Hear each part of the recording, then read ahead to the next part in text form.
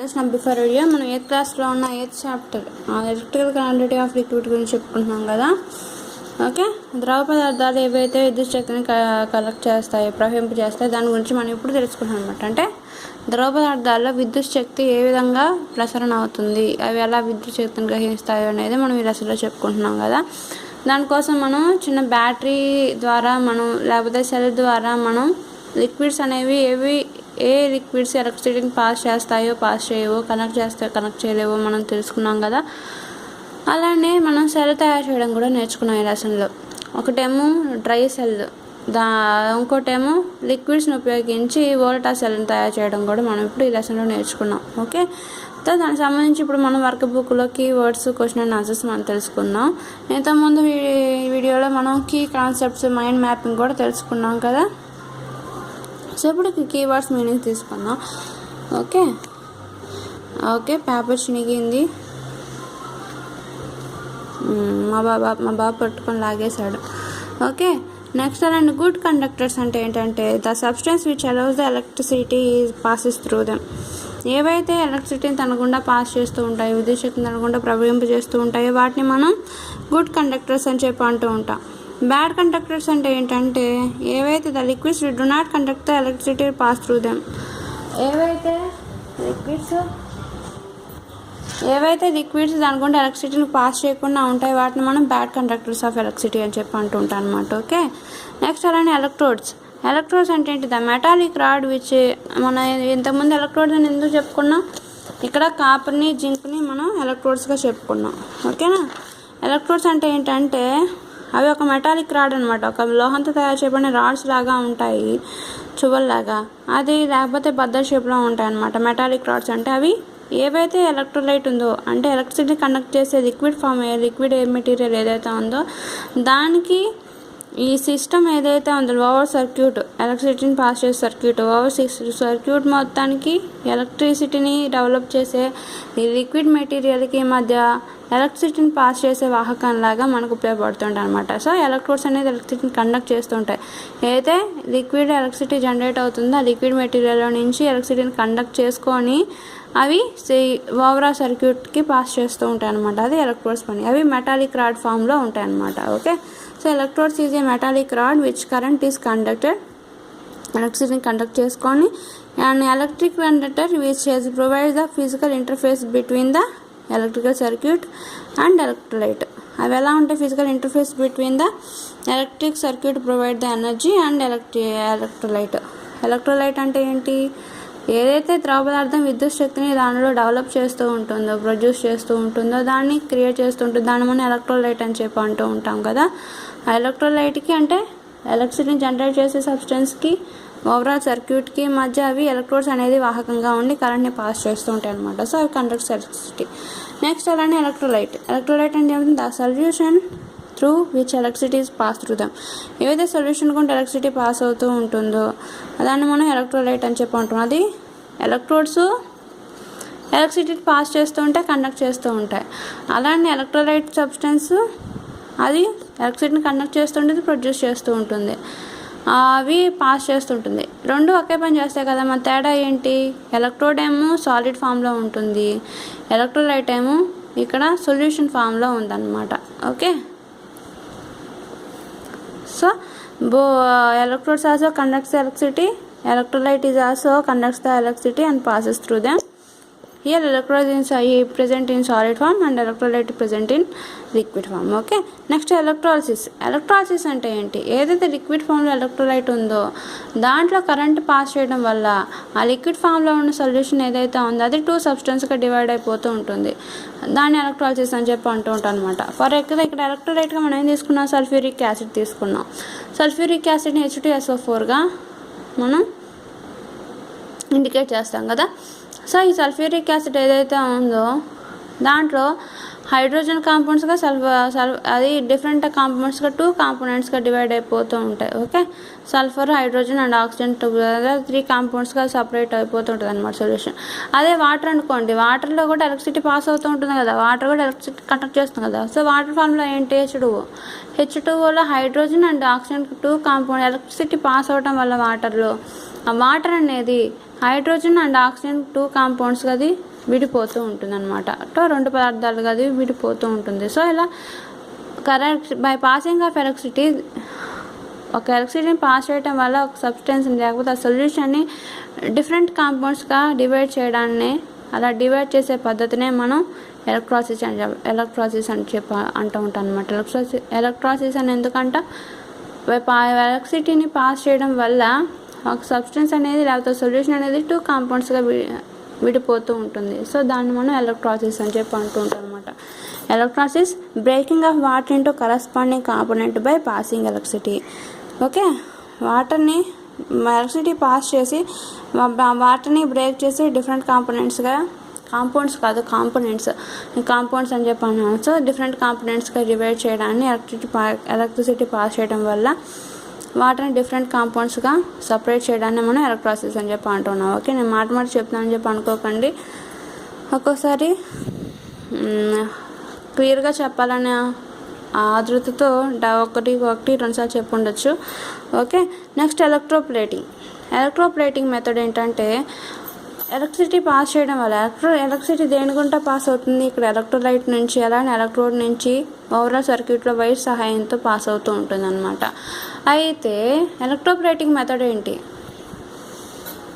The process of depositing a layer of andesite metal on another material by means of electricity. Electricity pass చేయడం వల్ల ఒక మెటీరియల్ని ఇంకో మెటీరియల్కి transfer చేయడాన్ని మనం ఎలక్ట్రోప్లేటింగ్ మెథడ్ అని అంటూ ఉంటాం అనమాట. It widely used in artificial ornaments, decorative pieces and machine parts.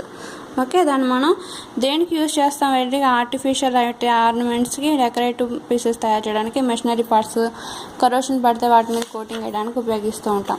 For example copper ఉందనుకోండి, కాపర్లో అయోనైజేషన్ జరుగుతుంటుంది. అలా ఎలక్ట్రాసిస్ ప్రాసెస్ జరుగుతున్నప్పుడు క్లియర్గా చెప్పాలంటే, ఎలక్ట్రాసిస్ ప్రాసెస్ జరుగుతుంటే ఇక్కడ ఏదైతే ఎలక్ట్రిసిటీ పాస్ అవుతూ ఉంటుందో ఇక్కడ నార్మల్ ఛార్జ్ ఏదైతే ఎలక్ట్రోలైట్ ఉందో ఈ సొల్యూషన్లో ఉన్న పదార్థాలు నార్మల్ అయాన్స్గా మాలిక్యూల్స్ అని, ఎలక్ట్రిక్ ఛార్జ్ ఉన్న అయాన్స్ యాటమ్స్గా మారుతూ ఉంటాయి అన్నమాట దీంట్లో ఉన్నది. సో నార్మల్గా ఉన్నవి ఎలక్ట్రిక్ ఛార్జ్ గెయిన్ అవుతుంటాయి అనమాట. సో అప్పుడు ఆ సొల్యూషన్ ఏమవుతుంది, ఎలక్ట్రిసిటీని క్రియేట్ చేసి అది పాస్ చేసే కెపాసిటీ వస్తుంది అనమాట. సో అప్పుడు అలాంటి సొల్యూషన్ మనం ఎలక్ట్రోలైట్ అని అంటూ ఉంటాం. ఓకే, అలానే ఇక్కడ అయోనైజేషన్ జరిగిన తర్వాత ఎలక్ట్రోలైట్ ఏంటి, మామూలుగా కాపర్ అనేది నార్మల్గా బ్యాటరీ పాజిటివ్ ఛార్జ్కి మనం పెడతాం అనమాట. ఓకే, పాజిటివ్ ఛార్జ్ వైపు కాపర్ పెట్టాం అనుకోండి, ఇది ఎలక్ట్రిసిటీని గెయిన్ చేసిన తర్వాత ఈ కాపర్ అనేది, ఈ ప్లేట్కున్న కాపర్ అంతా ఏమవుతుంది, అయోనైజేషన్ జరిగి దాంట్లోనే ఆ మాలిక్యూల్స్ అవన్నీ నెగిటివ్ టెర్మినల్ వైపు అట్రాక్ట్ అవుతూ నెగిటివ్ సైడ్ వెళ్ళిపోతూ ఉంటాయి అనమాట. సో నెగిటివ్ ఎండ్లో మనం ఏవైతే పెట్టామో, ఇక్కడ నెగిటివ్ ఎండ్లో ఫెర్రస్ ఐరన్ పెట్టాం కదా, ఈ ఐరన్కి వైపు అట్రాక్ట్ అయ్యి కాపర్ ఉన్నంత మాలిక్యూల్ అంతా మామూలుగా ఉత్తేజం చెంది అవి నెగిటివ్ టెర్మినల్లో ఉన్న కీ మీదకి వెళ్ళిపోతాయి అన్నమాట. సో అప్పుడు ఐరన్ మెటీరియల్తో ఉన్న కీ మీద కాపర్ అనేది కప్పబడిపోయి అప్పుడు కాపర్కి మొత్తం ఈ ఐరన్ కీకి మొత్తం కాపర్ కోటింగ్ వస్తూ ఉంటుంది అనమాట. సో ఈ విధంగా తుప్పు పట్టిపోయిన మెటీరియల్ ఏదైతే ఉందో దాని మీద కాపర్ కోటింగ్ ఎలక్ట్రోప్లేటింగ్ మెథడ్ వల్ల చేయడం వల్ల అవి కరోషన్కి దూరంగా ఉంటాయి అన్నమాట అలాంటి మెటీరియల్స్. సో ఇలాంటి ఐరన్ మెటీరియల్స్ మేకింగ్కి, అలానే డెకరేటివ్ పీసెస్ మీద సిల్వర్ కోటింగ్, గోల్డ్ కోటింగ్ అలాంటి రావడానికి, అలానే కొన్ని డెకరేటివ్ ఐటమ్స్కి షైనింగ్ రావడానికి వీటన్నిటికీ ఎలక్ట్రోప్లేటింగ్స్ ద్వారా మనం పైపోత వేయబడుతూ ఉంటాయి అన్నమాట. ఓకే, నెక్స్ట్ అలానే ఇప్పుడు ఇంటర్చేంజింగ్ చేసాం అనుకోండి, అదే కాపర్ని ఏం చేసాం, ఇక్కడ పాజిటివ్ టెర్మినల్ తీసి సేమ్ ఇదే ఈ కాపర్ వచ్చి ఐరన్ మీద పడింది. సో ఇప్పుడు ఐరన్కి అంత ఇప్పుడు కాపర్తో కోటింగ్ అయి ఉంది, ఈ కాపర్ ఏమో మామూలుగా ఒంటరిగా ఉందన్నమాట. ఇప్పుడు ఈ బ్యాటరీ టెర్మినల్స్ని ఇంటర్చేంజ్ చేస్తాం. ఇప్పుడు ఇక్కడ నెగిటివ్ టెర్మినల్ ఉన్న బ్యాటరీ ఏమవుతుంది, ఇంటర్చేంజ్ చేస్తే పాజిటివ్ టెర్మినల్కి వస్తుంది. నెక్స్ట్ ఇక్కడ పాజిటివ్ టెర్మినల్ ఇంటర్చేంజ్ చేస్తే ఇక్కడ నెగిటివ్ టెర్మినల్ వస్తుంది. సో ఇక్కడ కాపర్ కోటింగ్తో ఐరన్కి ప్లే ఛార్జ్ వస్తుంది, బ్యాటరీని ఇంటర్చేంజ్ చేయడం వల్ల పాజిటివ్ ఛార్జ్ వస్తుంది. ఇప్పుడు మళ్ళీ ఎలక్ట్రాసిస్ మళ్ళీ క్లోజర్ సర్క్యూట్ చేస్తాం అనమాట. సో మళ్ళీ ఎలక్ట్రాసిస్ ప్రాసెస్ జరుగుతుంది. మళ్ళీ ఇక్కడ కాపర్ మెటీరియల్ ఉన్న వైపు ఎలాంటి ఛార్జ్ ఉంది, పాజిటివ్ ఛార్జే ఉందన్నమాట. మళ్ళీ ఎలక్ట్రాసిస్ ప్రాసెస్లో ఈ పాజిటివ్ ఛార్జ్ అంతా ఉత్తేజం చెంది ఏమవుతుంది, మళ్ళీ ఇక్కడ కాపర్ అంతా మళ్ళీ ఉద్రేకం చెంది అది ఎటువైపు వెళ్తాయి, మళ్ళీ ఎక్కడైతే నెగిటివ్ టెర్మినల్ ఉందో అటువైపు మూవ్ అవుతుంది కదా కాపరు. ఈసారి ఈ సైడ్లో నెగిటివ్ టెర్మినల్తో ఉంది ప్లేటు, కాబట్టి దాని మీదకి మళ్ళీ కాపర్ కోటింగ్ అంతా ఆ ప్లేట్ మీదకి వచ్చి చేరుతుంది అనమాట. సో అప్పుడు మళ్ళీ కాపర్ ప్లేట్ మీదకి కాపర్ వచ్చేస్తుంది. సో ఆ కాపర్ అనేది ఎలక్ట్రిసిటీ పాస్ చేయడం వల్ల నెగిటివ్ టెర్మినల్ వైపు అట్రాక్ట్ అవుతూ ఉండడం వల్ల అది దాన్ని బట్టి మనం ఏ మెటీరియల్కి ఎలాంటి కోటింగ్ కావాలో కాబట్టి మనం ఈ కాపర్ను ఉపయోగించి సెల్ సహాయంతో మనం నెగిటివ్ టెర్మినల్ వైపు కీ వైపు కోటింగ్ వేయగలుగుతున్నాం. అలానే బ్యాటరీని ఇంటర్చేంజ్ చేయడం వల్ల మళ్ళీ నెగిటివ్ టెర్మినల్ వైపు కాపర్ అట్రాక్ట్ అయ్యేటట్లు చేసి మళ్ళీ కాపర్ ప్లేట్ మీదకి మళ్ళీ కాపర్ వచ్చేటట్టుగా చేసి మళ్ళీ ప్లేట్కి కోటింగ్ వచ్చేటట్టు చేస్తాం అనమాట. ఈ విధంగా ఇంటర్చేంజెస్ చేస్తూ మనకి డిఫరెంట్ మెటీరియల్స్ మీద మనం ఇట్లా కోటింగ్ చేసుకుంటూ ఉండొచ్చు. సో ఈ విధంగా ఎలక్ట్రోప్లేటింగ్ మెథడ్ వల్ల దీన్ని ఎలక్ట్రోప్లేటింగ్ మెథడ్ అంటాము. ఈ ఎలక్ట్రోప్లేటింగ్ మెథడ్ వల్ల డిఫరెంట్ సబ్స్టెన్స్కి డిఫరెంట్ లేయర్స్గా మనం పైపోత పోయచ్చు అని చెప్పి మనం చెప్తున్నాం అనమాట. Okay, so electroplating method is a process depositing layer of an desired metal or another material by means of electricity. Electricity process వల్ల ఒక మెటీరియల్ ఇంకో మెటీరియల్ మీద కోటింగ్ అనేది వేస్తూ ఉన్నాము. అయితే it widely used in artificial ornaments, decorative pieces and machinery parts. దీన్ని మనం ఆర్టిఫిషియల్ ఆర్నమెంట్స్లో, డెకరేటివ్ పీసెస్ అండ్ మెషినరీ పార్ట్స్లో ఉపయోగిస్తుంటాం. అలానే ఎలక్ట్రోలైజ్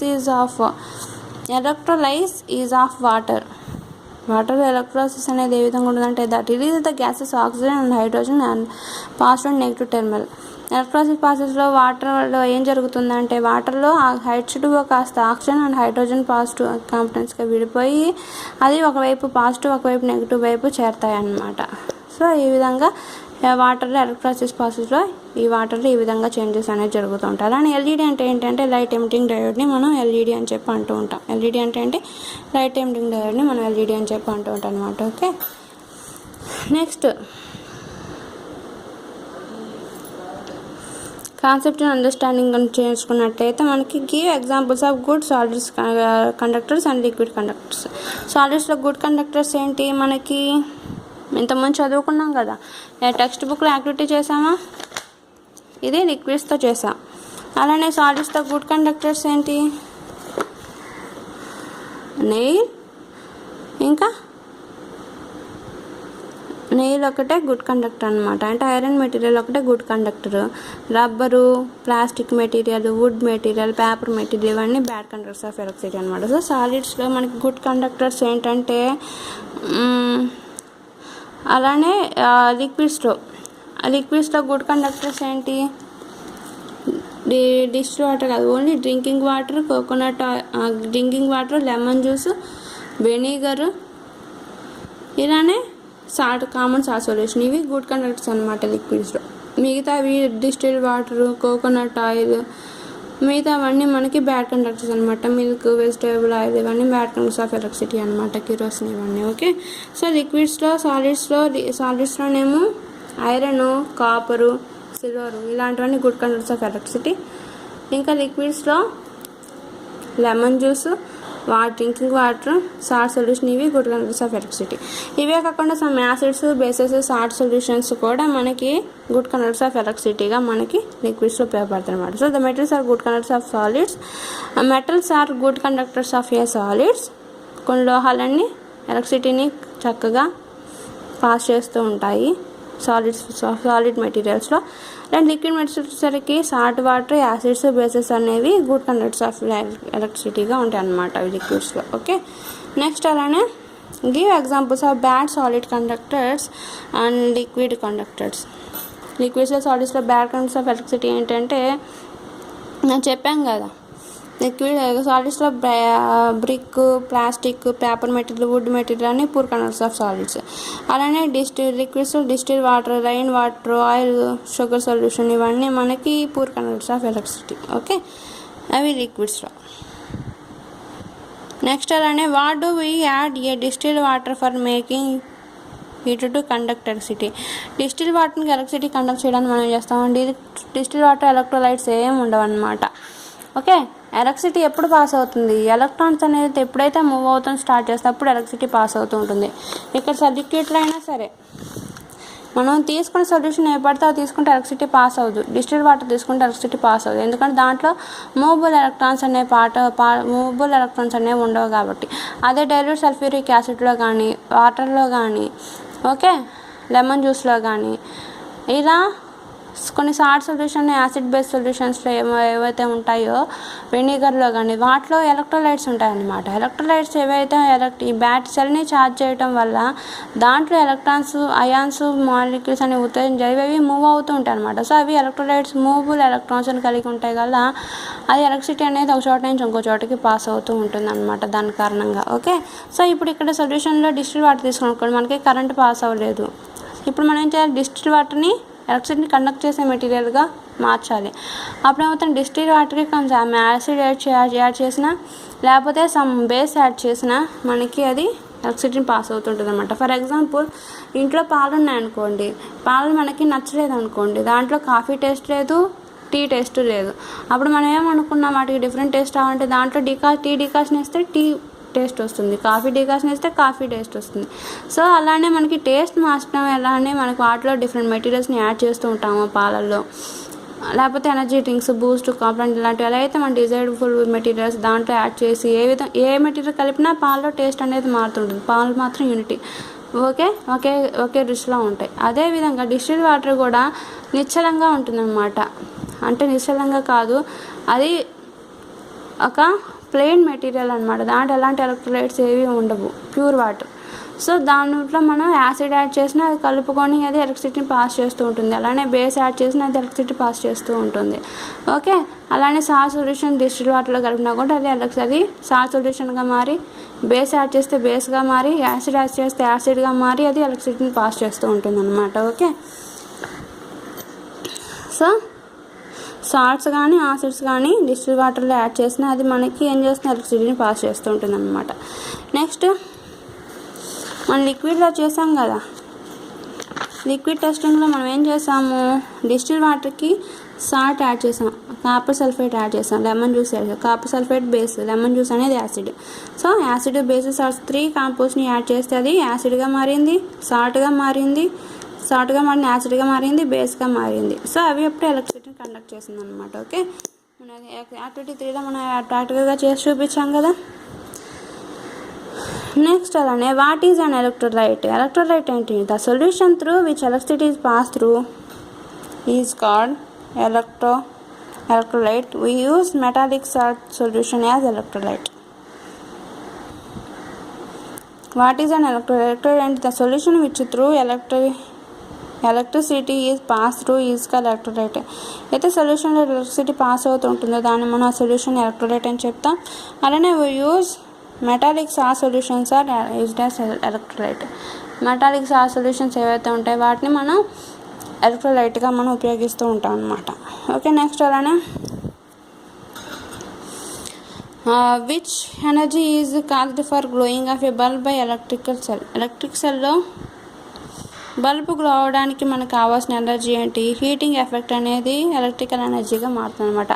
ఓకే, కరెంట్ పాస్ చేయడం వల్ల అది దాంట్లో ఉన్న టంగ్స్టన్ మెటీరియల్ హీట్ అయ్యి దాని నుంచి మనకి లైట్ వెలిగి కాంతి అనేది వస్తుంటుంది. సో బల్బు గ్లో అవ్వాలంటే దాంట్లో హీటింగ్ ఎనర్జీ ఎలక్ట్రికల్ ఎనర్జీగా కన్వర్ట్ అవుతూ ఉంటుంది అనమాట. Okay, next try the use of electroplating method. Electroplating method uses ఏంటంటే మనం ఆర్టిఫిషియల్ ఆర్నమెంట్స్కి గోల్డ్ కోటింగ్ వేసుకోవచ్చు, ఆర్టికల్స్కి మనం పైన సిల్వర్ కోటింగ్, పైన పూత, సిల్వర్ పూత, గోల్డ్ పూత అలాంటివి వేసుకోవచ్చు. అలానే మనకి nickel or chromium over part machinery parts మీద నికెల్తో కానీ క్రోమియంతో కానీ కోటింగ్ వేయడం వల్ల ఆ మిషనరీ పార్ట్స్ అని తొందరగా తుప్పు పట్టకుండా ఉంటాయి, వాటి వర్కింగ్ కూడా చాలా చక్కగా మృదువుగా నడుస్తూ ఉంటుంది. అలానే ఐరన్ ప్లేట్స్ మీద కూడా జింక్ కోటింగ్ వేసుకోవచ్చు అనమాట. Okay, to make artificial gold ornaments తయారు చేయడానికి కూడా ఎలక్ట్రోప్లేటింగ్ మెథడ్ని ఉపయోగిస్తాం. And for coating nickel or chromium over the parts of మెషిన్స్లో నికెల్ క్రోమియం కోటింగ్ వేస్తాం. ఆ పార్ట్స్కి రిపేర్ అయిన పార్ట్స్కి నికెల్తో కానీ క్రోమియంతో కానీ మనం కోటింగ్ వేస్తాం. అలానే ఐరన్ ప్లేట్స్ మీద కూడా జింక్ కోటింగ్ వేస్తాం వాటి కరోషన్ లేకుండా. So for coating of zinc over iron plates. Okay, next అలానే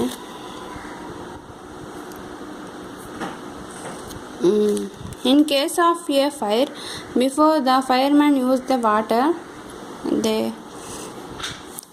shut off the main electrical supply of area. Explain why they do this. ఒక ఫైర్ వర్క్ జరిగింది అనుకోండి, ఎక్కడ ఫైర్ వర్క్ జరిగింది? Okay, In case of a fire, before the fireman use the water, we shut off the mains. Okay, ఎక్కడైనా fire వల్ల అక్కడ మంటలు అంటుకున్నాయి అనుకోండి, ఫైర్మ్యాన్ ఎప్పుడైనా వస్తారో వాడు వెంటనే నీళ్ళు చల్లకుండా వచ్చేసారు.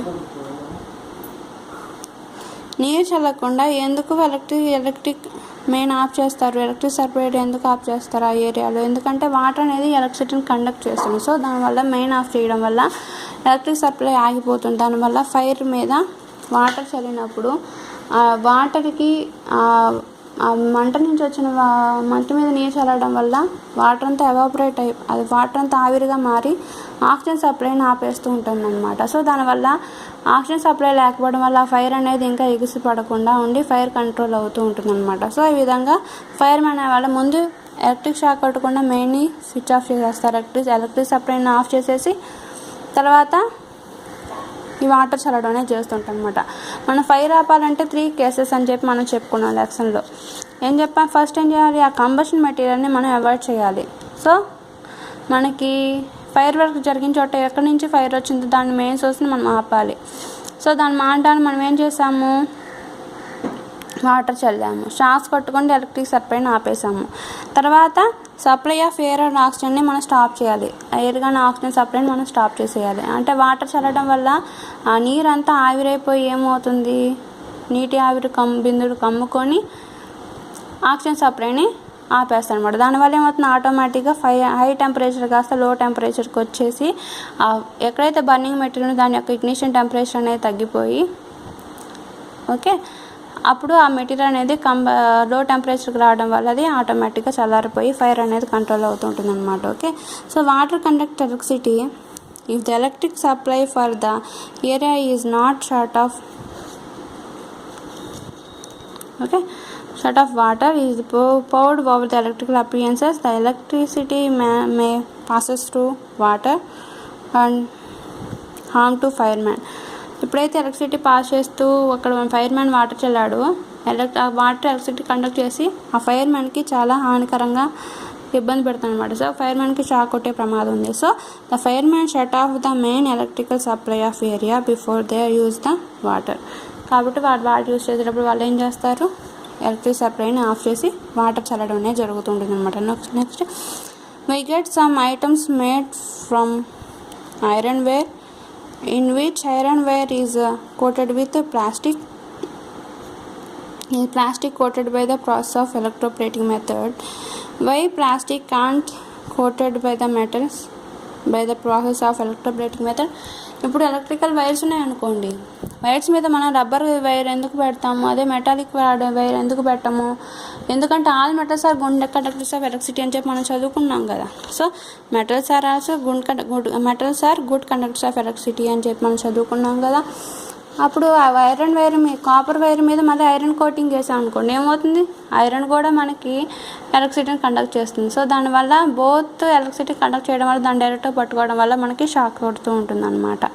సో కాబట్టి ఎలక్ట్రోప్లేటింగ్ మెథడ్ యూజ్ చేసి మెటాలిక్ వైర్ మీద మెటాలిక్ కోటింగ్ అనేది వెయ్యరు, ఎందుకంటే ఎలక్ట్రికల్ షాక్స్ కొట్టే ప్రమాదం ఉందని. కాబట్టి ఏవైతే బ్యాడ్ కండక్టర్స్ ఆఫ్ ఎలక్ట్రిసిటీ ఉన్నాయో ప్లాస్టిక్స్ లాంటివి, సో ఆ ప్లాస్టిక్ మెటీరియల్తో మనకి కాపర్ వైర్ మీద లేకపోతే ఎలక్ట్రికల్ వైర్ మీద మనకి కోటింగ్ చేయడం అనేది జరుగుతుంటుంది అనమాట. సో స్విచ్ బోర్డ్స్ కూడా మనకి ప్లాస్టిక్తోనే చేసి పెట్టి ఉంటాయి, ఎందుకంటే అది ప్లాస్టిక్ అనేది బ్యాడ్ కండక్టర్స్ ఆఫ్ ఎలక్ట్రిసిటీ కాబట్టి కోటింగ్ వేసి ఉండటం వల్ల మనం దాన్ని టచ్ చేసినా మనకి షాక్ కొట్టకుండా ఉంటుందన్నమాట. So plastic coated on iron wires is not the process of electroplating. So plastic is a covalent substance which is not decomposed into ions. Plastic coated on iron wires is not the process of electroplating.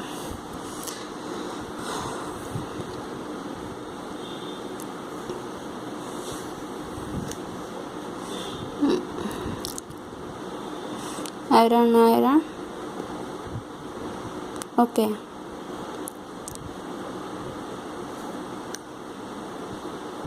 Okay question ఏంటంటే plastic electroplating method వల్ల మనం ఆ మెటల్స్ని coating చేసినట్టు plastic మెటీరియల్ని మనం electroplating method వల్ల వేరే substance మీద కోటింగ్ వేయలేమా అనేది క్వశ్చన్ అనమాట.